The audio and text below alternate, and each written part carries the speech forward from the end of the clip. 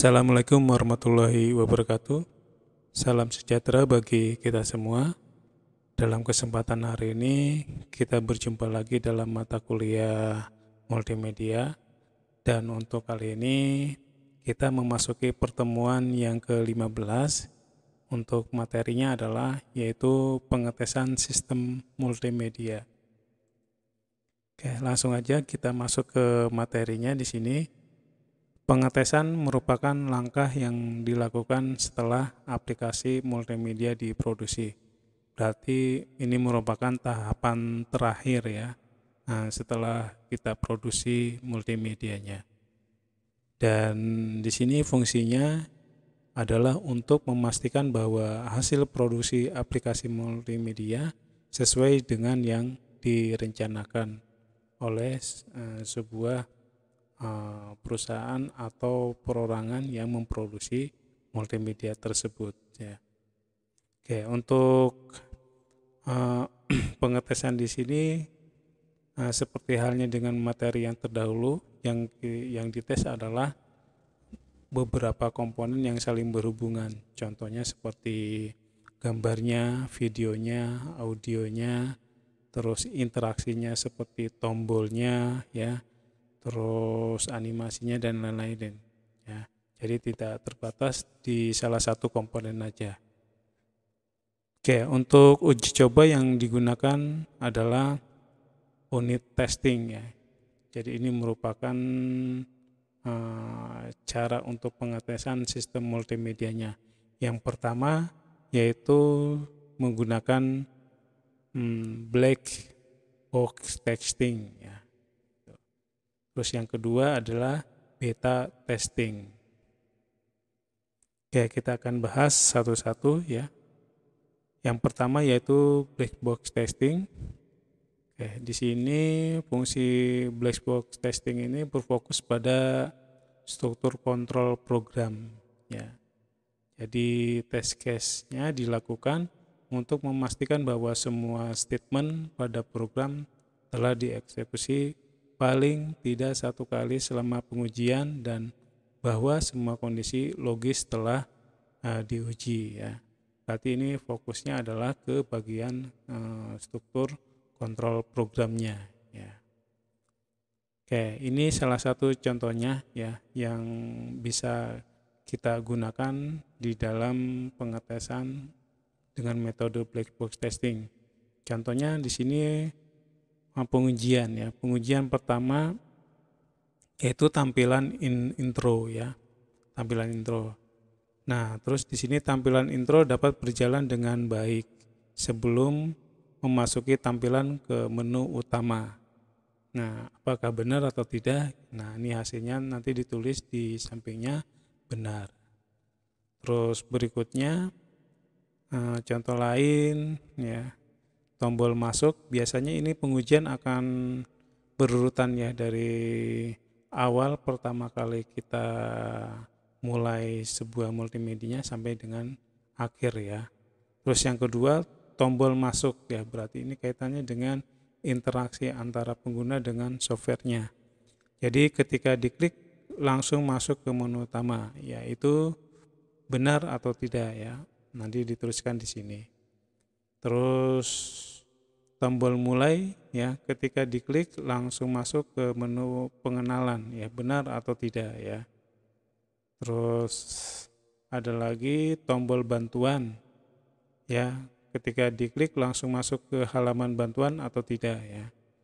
Terus tombol tentang, ketika diklik langsung masuk ke halaman tentang atau tidak.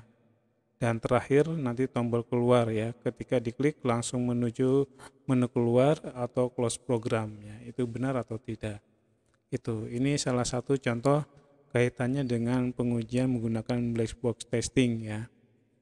Dan tentunya tidak terbatas di bagian tombol-tombol ya, tapi juga tampilannya ya. Apakah audionya berjalan atau tidak, bunyi atau tidak ya. Terus tampilannya, animasinya bergerak atau tidak ya. Nah, ini menjadikan salah satu item-item pengetesan atau pengujian dalam metode black box testing ya. Itu yang pertama ya. Terus yang kedua, yang kedua di sini menggunakan beta testing ya. Nah, beta testing merupakan metode untuk memeriksa dan mengesahkan suatu software ya. Jadi beta testing digunakan untuk menggambarkan proses testing eksternal ya. Jadi proses testingnya itu dilakukan oleh eksternal ya, di mana software ya dapat diedarkan kepada orang lain. Jadi eksternalnya itu maksudnya adalah orang lain atau user yang berpotensi menggunakan software untuk kehidupan sehari-hari ya. Oke, berarti ini memberikan pertanyaan atau kuesioner terhadap si penggunanya ya. Oke, di sini contoh ya. Nah, di sini dibuatkan tabel keterangan, terus di sini ada pilihan ya, tidak, dan tidak tahu. Contohnya di sini ini sudah merupakan akumulasi dari beberapa pertanyaan yang disodorkan kepada user. Contohnya di sini, apakah desain dalam aplikasi ini menarik? Ya, contohnya di sini yang menjawab yaitu sekitar 80%, yang menjawab tidak 20%, dan tidak tahu 10% gitu. Terus contoh lain, apakah aplikasi ini mudah digunakan? Ya, 90% menjawab ya, terus 10% menjawab tidak, dan yang tidak tahu tidak ada yang memilih ya. Terus contoh lain, apakah dengan program aplikasi ini lebih mudah dalam menangkap materi? Ya, yang mengatakan ya 70% dan tidak 20%. Dan yang tidak tahu 10%. Terus contoh lainnya, apakah Anda puas dengan aplikasi ini?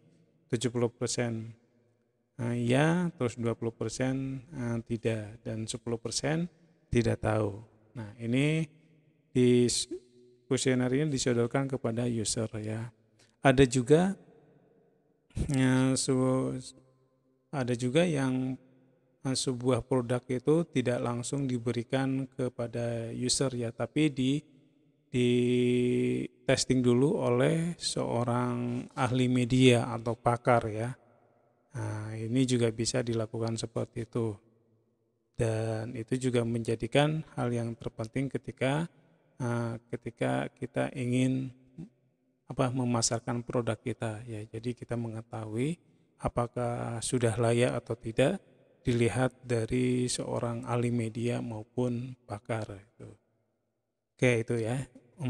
Kaitannya dengan pengetesan sistem multimedia dan penggunaan sistem multimedia di sini. Ini kaitannya dengan evaluasi juga, yaitu di sini implementasi sistem multimedia dipahami sebagai sebuah proses yang akan menentukan apakah sistem multimedia mampu beroperasi dengan baik serta mengetahui apakah para pengguna bisa mandiri dalam mengoperasikannya baik dalam penggunaan maupun dalam penilaiannya.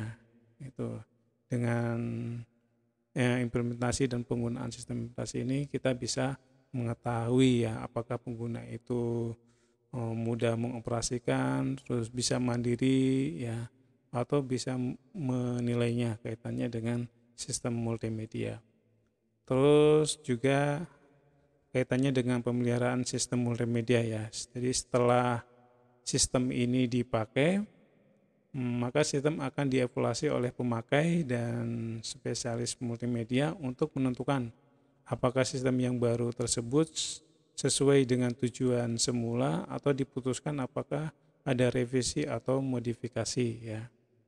Nah, ini juga penting dari kaitannya dari metode evaluasi yang diterapkan tadi, yaitu yang black box testing dan beta testing ya.